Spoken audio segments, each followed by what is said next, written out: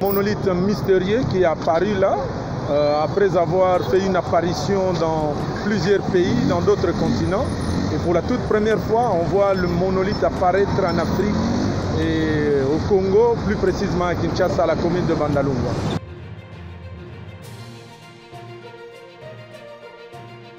Étonné, on veut comprendre quel phénomène, ça, mais on laisse les scientifiques suivre cette affaire.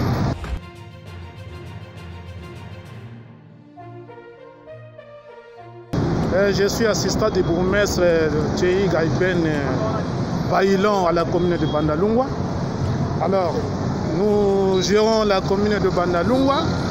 Il est apparu sur le net, donc la situation un peu culturelle que les gens ne connaissent pas encore chez nous, même moi-même aussi, bon, je le vois souvent, je l'entends parler, mais je ne l'ai jamais vécu, les monolithes. Mais soudain, je l'apprends comme ça, donc sur le net, que ça est à Bandal. Alors je pose la question à mon chef, qui me dit, mais effectivement, moi aussi j'en ai appris. Vraiment, donc, c'est dans le cadre purement donc, de recherche. On est venu aujourd'hui, même sur le terrain, vérifier, être peut-être le premier témoin, à vérifier, à vivre donc, ces monolithes. Et on l'a trouvé, le monolithe est là. Alors, ce qui s'est fait ailleurs, et maintenant chez nous, à Bandalungwa, le monolithe mystérieux, bon, nous ne l'avons pas construit, c'est venu comme ça. C'est venu comme ça, c'est mystérieux. Bon, je ne sais pas si comment ça va, ça voyager. Bon, soudain, on se réveille, on trouve les monolithes mystérieux. Voilà, nous sommes venus nous en rendre compte. On a vu les monolithes, on l'a touché, on a vu. J'ai essayé un peu donc, de voir dessous, donc je n'ai pas compris comment cela a été fait. Bon, on va peut-être approfondir des expériences, mais c'est quand même quelque chose de bon. C'est quelque chose de bon pour la culture. Nous sommes vraiment donc dans le cadre, donc en face donc de la culture internationale. C'est ce que moi j'ai comme impression. Merci. Voilà.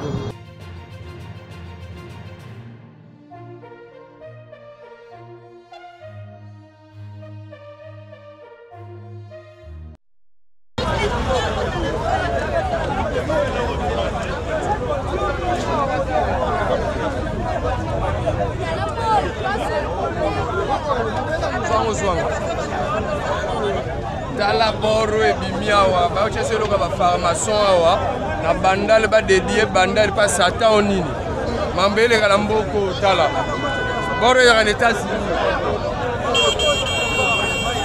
oh balobi e boti ko bota OK ba chango nde ko cha eza alcool ba chango ba che ko cha depuis samedi ba che loko e loka ba pharmacien alobini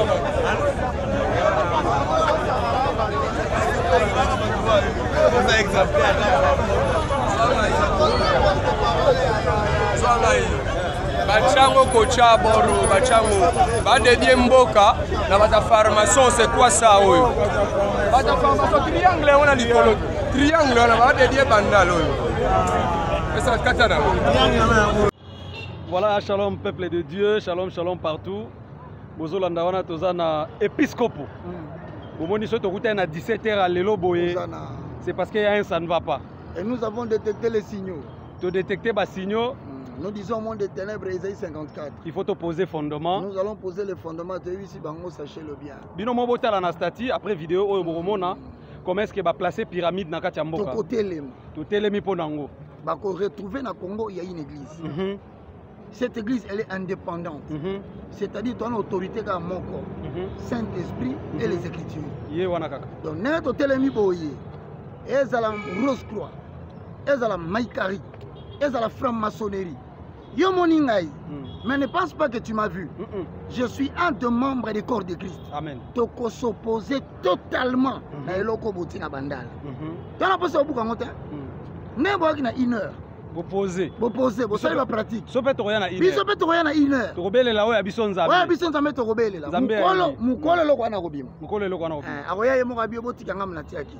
Na biso to yebia, la RDC appartient à Dieu. Voilà. Bien aimé dans le Seigneur et lesquels biso. Bozomo a déjà na statut. Comment est-ce que bache pyramide wana je crois bandeko belé ba yebia ona bamboka belé. Bayebi pourquoi est-ce que franc-maçonnerie a posé ka ba pyramide wana na bamboka. Biso to yebi mboka ezalaki dédié pa na Nzambe. Président de la République a dédié Mboke pa na Nzambe. Yemoko na stade. nani sikoyo alamuki na tongo nani yango akoleka ye aye na bandal oyo ya l'équipe président alobi ke na l'équipe président oyo apesi Congo pa ya Nzambe totanga na prière ya président qu'est-ce que président avait prié? Chronique chapitre 7-14 Éternel, tu as dit, si mon peuple sur qui est invoqué mon nom s'humilie, parole ya Mokonzamboka ye nani oyo aye na butu wana ache pyramide na ye biso tosimilie na se na yango te tobimela ona ine biso tokoloba langue wana tokoloba kaka langue wana bango baya ka wana place bachango na ine to déranger bango tango batiaki biso déranger bango te bango pe ba déranger biso pe to bondela nyonso Nzambe amibundela ye moko Nzambe amibundela biso to yana ba intercesseur ti bisika batie yango wana na bandal pona kobondela. Voilà, bien aimé les seigneurs, Borolanda suite. Et to sengi na bino de renabotelema na prière. Congo appartient à Dieu. Congo c'est à magité. Et Congo en 2023, faut Nzambe a présenté Congo dans le monde. Futur pays à puissance. Toboy ba crash. Tolingi crash. Accident. Tolingi accident. Ba naufrage, bo préparer bilo na bino molili. Ah ouais, bo lekate. Ben de sang. Toboy. Mboka weza ya Nzambe. Coup d'état. Toboy. Toboy. Eh. Ba masasi na mboka. Toboy. Makelele bokani na Lubumbashi. Toboy. Nzamba ko dominer na mboko. Que vive la République démocratique du Congo. Amen. Que vive le président de la République. Amen. Que vive le premier ministre. Amen. Que vive les cours et tribunaux. Amen. Que vive le Parlement. Amen. Que vive le Sénat. Amen. Mais qui si Toboy. Toboy penza donc Borolanda vraiment to lekana na équipe ya intercession. Et qu'on les kawana to ça la prière quand ande bango ba poser. Je crois bandeko baza pe na Brazzaville. Bazomona na rompe mongali comme est-ce que ba posa pe pyramide ya lolenge wana na katikati ya mboka o eza na kati ya ba signification ebele na monde occulte o eza nation prophétique biloko wana ko lekate.